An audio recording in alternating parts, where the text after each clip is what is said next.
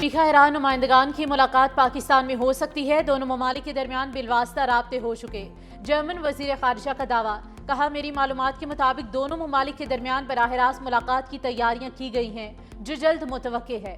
دونوں ممالک کے نمائندوں کی ملاقات بظاہر پاکستان میں ہو سکتی ہے۔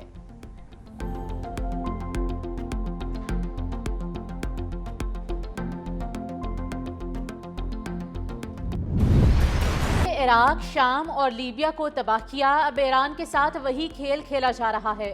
روسی وزیر خارجہ سرگئی لاروف کی امریکہ پر کڑی تنقید، کہا امریکہ مذاکرات کے دوران ہی جارحیت شروع کر دیتا ہے جس سے عالمی سلامتی کے لیے شدید خطرہ پیدا ہوتا ہے۔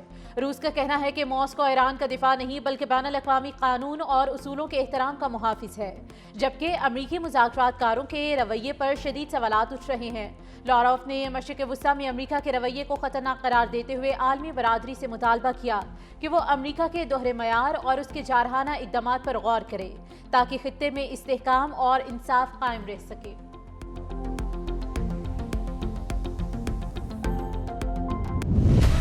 ایران کی توانائی تنصیبات پر حملے 10 روز کے لیے معطل کر دیے، امریکی صدر کا تاریخ میں توسیع کا اعلان، کہا ایرانی حکومت کی درخواست پر یہ فیصلہ کیا۔ ٹروتھ سوشل پر بیان، کہا وقفہ 6 اپریل شام 8 بجے تک جاری رہے گا۔ صدر ٹرمپ نے ایک تقریب سے خطاب کرتے ہوئے کہا کہ ایران کے ساتھ مثبت انداز میں مذاکرات جاری ہیں۔ میڈیا رپورٹس حقیقت کے برعکس ہیں، بات چیت اچھی طرح آگے بڑھ رہی ہے، میڈیا کی غلط بیانی کے باوجود پیش رفت مثبت ہے۔ امریکی صدر کی وزیر اعظم شہباز شریف کی پھر سے تعریف، کہا پاکستانی وزیر اعظم اچھے آدمی ہیں۔ شہباز شریف نے کہا کہ ٹرمپ جنگ نہ رکواتے تو 1 کروڑ آدمی مارے جاتے۔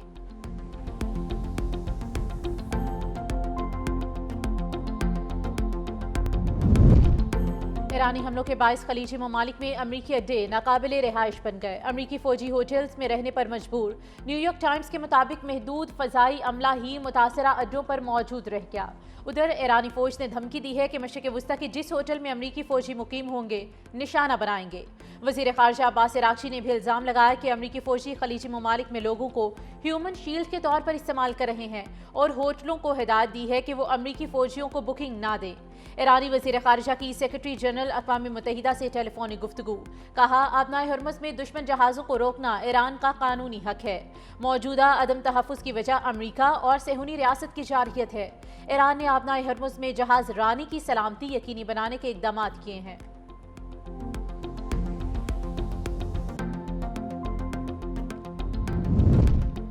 ایران کا جوہری عدم پھیلاؤ معاہدے سے دستبرداری پر غور، ایرانی حکام کا کہنا ہے کہ NPT رکنیت کے باوجود پرامن جوہری توانائی سے کوئی فائدہ نہیں ملا۔ معاہدے کے باوجود ایران پر حملہ کیا گیا، پرامن جوہری پلانٹس کو تحفظ فراہم نہیں کیا گیا۔ اسرائیل NPT کا رکن نہیں لیکن اس پر کوئی دباؤ نہیں۔ اسرائیلی جوہری پلانٹ کا سب کو معلوم ہے مگر عالمی برادری خاموش ہے۔ معاہدے کی خلاف ورزی کر کے ایران پر غلط الزام لگا کر حملہ کیا گیا۔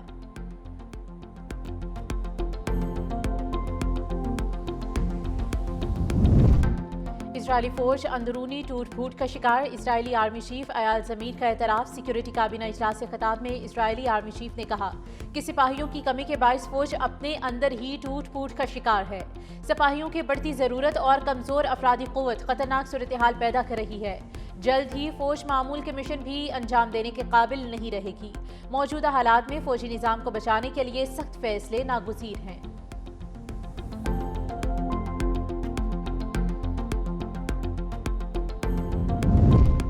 آبنائے ہرمز سے توانائی کی ترسیل میں اضافہ، امریکی وزیر خارجہ مارکو روبیو کی میڈیا سے گفتگو، کہا ثالث ممالک ایران کے ساتھ پیغامات کا تبادلہ کر رہے ہیں، کچھ پیش رفت ہوئی ہے۔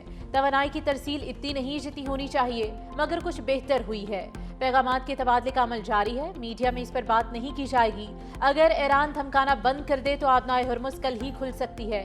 جو ممالک عالمی قوانین کی پرواہ کرتے ہیں انہیں اس معاملے پر اقدام کرنا چاہیے۔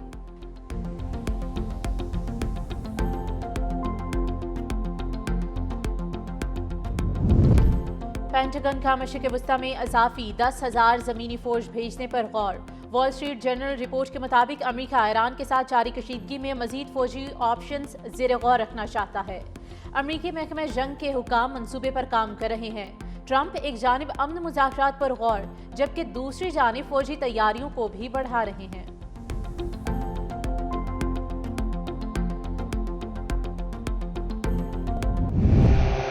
ایران امریکہ اسرائیل جنگ، پاسدارانہ انقلاب کے امریکی تنصیبات اور اسرائیلی شہروں پر تابڑتوڑ حملے جاری۔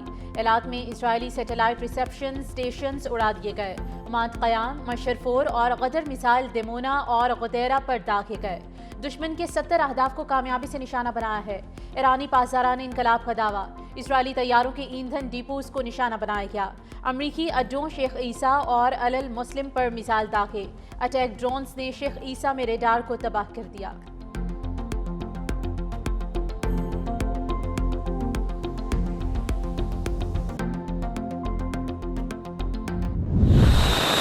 اور اسرائیل کا منافقانہ رویہ جاری، ایک طرف مذاکرات تو دوسری جانب بمباری۔ ایران کے شہر قم میں حملے میں 6 افراد جاں بحق، فضائی حملے میں 3 رہائشی عمارتوں کو نقصان۔ ایرانی میڈیا، متعدد افراد زخمی۔ حزب اللہ کی صہیونی فورسز کے خلاف دفاعی کارروائیاں جاری۔ شمالی اسرائیلی علاقوں میں فوجی مراکز کو نشانہ بنایا گیا۔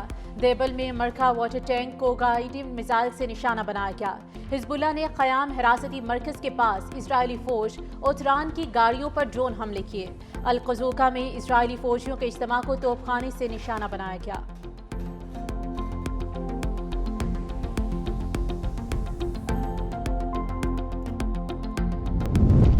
حزب اللہ کے ہاتھوں تباہی کا ذکر کرتے شمالی اسرائیلی شہر کا میئر پھوٹ پھوٹ کر رو پڑا۔ شمالی اسرائیل کے کونسل سربراہان کی نیتن یاہو حکومت پر شدید تنقید، کہا اسرائیل نے ہماری سیکیورٹی لبنان کے ہاتھوں دے دی، شہریوں کے تحفظ کے لیے اقدامات ناکافی ہیں۔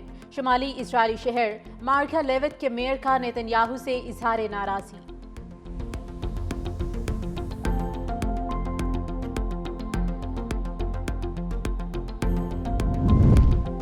عالمی منڈی میں تیل کی قیمتوں میں اتار چڑھاؤ کا سلسلہ جاری۔ امریکی صدر ڈونلڈ ٹرمپ کے اعلان کے بعد برنٹ اور WTI کی قیمتوں میں کمی۔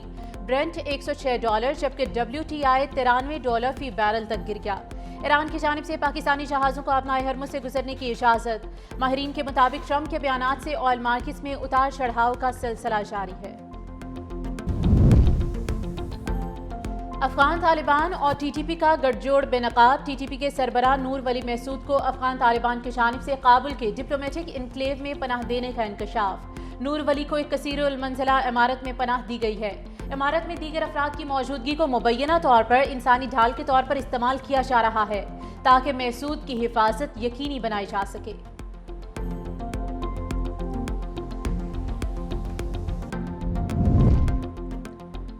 40 سال افغانوں کی خدمت کا صلہ اچھا نہیں ملا۔ وزیر اعلیٰ بلوچستان سرفراز بگٹی کا خطاب، کہا بلوچستان کے عوام ترقی اور امن چاہتے ہیں، بلوچستان کا امن اور خوشحال ترجیح ہے۔ بلوچستان میں جو علاقے پیچھے رہ گئے ان کو آگے لے کر آنا ہے۔ پہلے دن سے کہتا آ رہا ہوں کہ مظلوموں کے ساتھ کھڑا رہوں گا، قاتلوں کو چھپنے کی جگہ نہیں ملے گی۔ بلوچستان میں نئے اضلاع بنانے جا رہے ہیں۔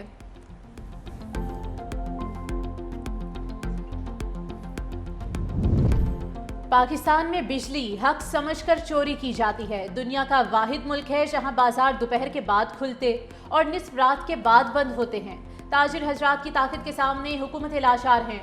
خواجہ آصف کی تاجر برادری کے کاروباری اوقات پر کڑی تنقید۔ ایکس پر لکھا کہ دنیا مغرب کے بعد بازار بند کرتی ہے، ہمارا میڈیا ہر ایشو پر بات کرتا ہے، اس مسئلے پر خاموش ہے۔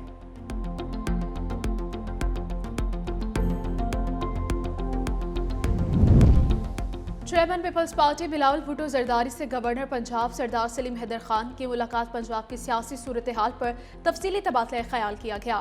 بلاول بھٹو زرداری نے گورنر پنجاب کے عوامی خدمات کو سراہا، کہا آپ نے کارکنوں کو متحرک اور یکجا کرنے میں اہم کردار ادا کیا ہے۔ سلیم حیدر خان بولے گورنر ہاؤس کو عوام کے لیے کھول دیا ہے۔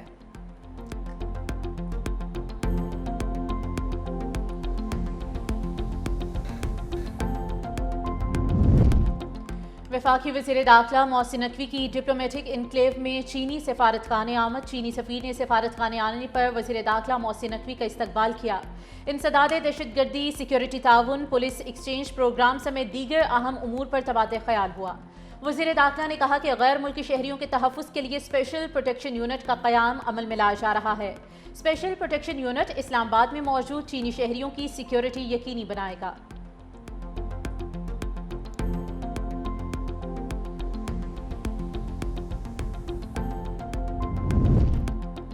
वज़ीर आला सिंध मुराद अली शाह से वफाकी मुहतसिब आला नवीद कामरान बलोच की मुलाकात। वज़ीर आला सिंध का कहना था कि सिंध में वफाकी मुहतसिब आला के मज़ीद रीजनल और सब रीजनल दफातर कायम किए जाएंगे।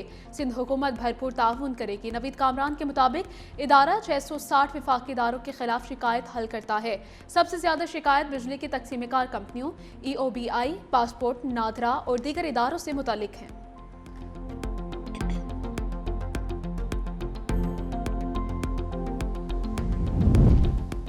वज़ीर आला पंजाब मरियम नवाज का कल पंजाब भर में अर्थ आवर मनाने का ऐलान। कहा रात 8:30 से 9:30 बजे तक अपने घरों और दफातर की गैर ज़रूरी रोशनियां बंद करें। तवानाई के तहफ़्फ़ुज़ में अपना किरदार अदा करें। नई नस्ल को साफ और महफूज माहौल देना हम सब की जिम्मेदारी है। अर्थ आवर का मकसद तवानाई के मौसर इस्तेमाल का शऊर उजागर करना है। सेक्रेटरी माहौलियात मुहिम के लिए फोकल पर्सन मुकर्रर। सीनियर वजीर मरियम औरंगजेब सूबे भर में मुहिम की निगरानी करेंगी।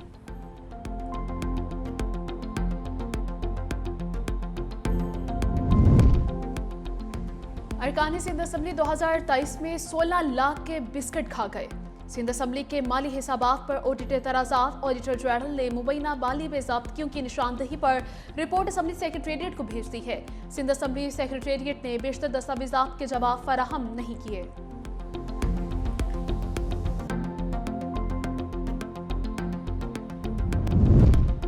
पाकिस्तान को आलमी बैंक से 38 करोड़ डॉलर का नया कर्जा मिलने का इम्कान। आलमी बैंक से मिलने वाली मुमकिना रकम तवानाई मंसूबे पर खर्च की जाएगी।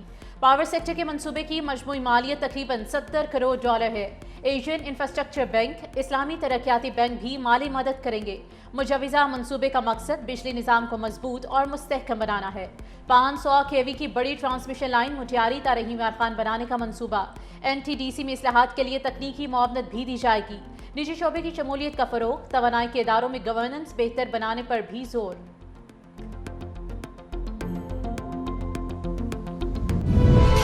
भर में गैस बहरान शिद्दत इख्तियार कर गया। सुबह शाम गैस की बंदिश से अवाम परेशान। गैस तरसील कंपनी को शॉर्टफॉल का सामना। घरेलू सार्फिन को गैस की फराहमी महदूद।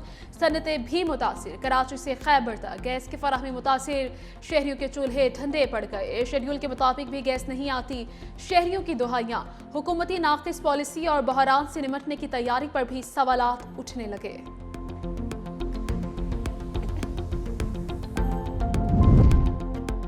इस्लामाबाद हाई कोर्ट में 190 मिलियन पाउंड केस में अहम पेशरफ्त। बानी और बुशरा बीबी का केस समाअत के लिए मुकर्रर। रजिस्ट्रार ऑफिस ने कॉज लिस्ट जारी कर दी। चीफ जस्टिस सरफराज डोगर और जस्टिस मोहम्मद आसिफ समाअत करेंगे। अदालत ने नैब की दरख्वास्त पर वकील से जवाब तलब कर रखा है। नैब ने सजा मअतली दरख्वास्तों की नाकाबिले समाअत होने पर एतराज़ात उठा दिया। बानी PTI और बुशरा बीबी ने सजा मअतली की दरख्वास्तें दायर कर दी। 17 जनवरी 2025 को एहतसाब अदालत ने बानी PTI और बुशरा बीबी को सजाएं सुनाई थी।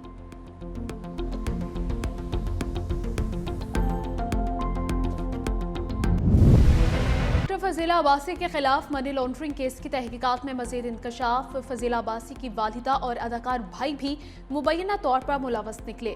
फजीला अब्बासी ने अपनी वालिदा नसीम चौधरी और भाई हमजा अब्बासी के साथ जॉइंट अकाउंट से ट्रांजैक्शन की। 3 बैंक अकाउंट सिर्फ टैक्स रिटर्न्स में जमा करवाए गए, जिनमें भी बेज़ाब्तगियां पाई गई हैं। $2 लाख की दी जाने वाली रसीदें ड्राइवर और दोस्तों के नाम की थी। मुलज़मा लाखों डॉलर की तफसीलात या दस्तावेजात सबूत फराहम करने में नाकाम रही हैं। तहकीकात के दौरान मुतअद्दिद कारोबारी कंपनियों के नाम भी सामने आ गए।